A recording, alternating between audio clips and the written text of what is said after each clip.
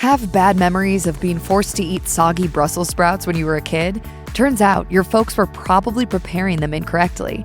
We're here to show you the right way to bring out the most in those little green balls of nutrients. Brussels sprouts used to get a bad rap, but that's all starting to change. According to Data Essentials findings reported in 2022, they've seen about a 47% increase on menus over 4 years. Why?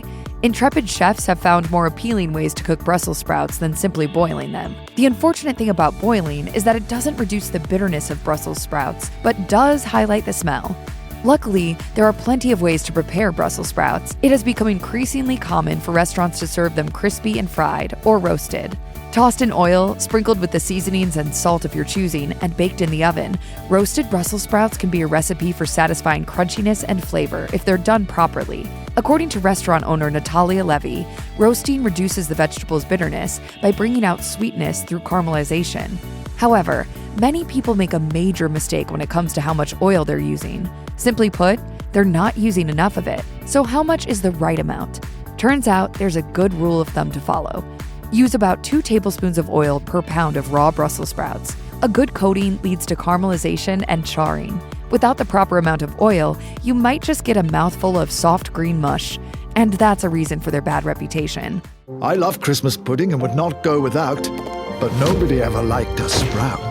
Recipe developer and holistic nutritionist Cassie Johnston, who founded the blog Wholefully, says that the best way to achieve good caramelization is to cut the Brussels sprouts in half to increase surface area. To make sure each sprout is covered, she recommends tossing them in a bowl with the proper amount of oil until well coated. Johnston also prefers to use olive oil and adds an important footnote.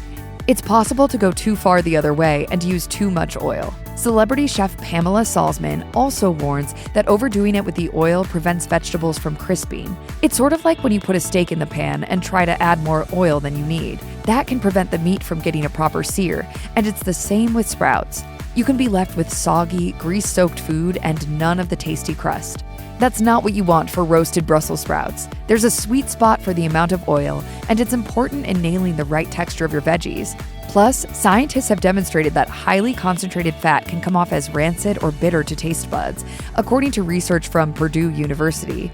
Olive oil is a wonderful ingredient, but too much of it can actually increase bitterness in food. So one could imagine that coating an already somewhat bitter vegetable like Brussels or broccoli in too much fat might fail to counteract the less than pleasant flavor compounds. To cut through the fat, you can try adding an acid like lemon juice, and of course, a sprinkling of salt. NPR says that today, Brussels sprout species are actually bred to be less bitter than the ones you probably remember from your childhood. Thanks to the tireless work of a Dutch scientist, growers were able to identify the chemical compounds that made the sprouts so bitter, and then selectively grew varieties with low levels of those compounds.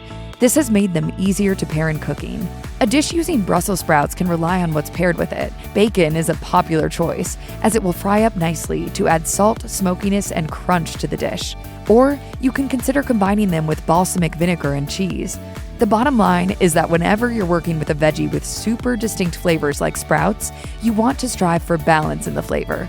When in doubt about Brussels sprouts, you could always follow Samin Nosrat's famous cooking method.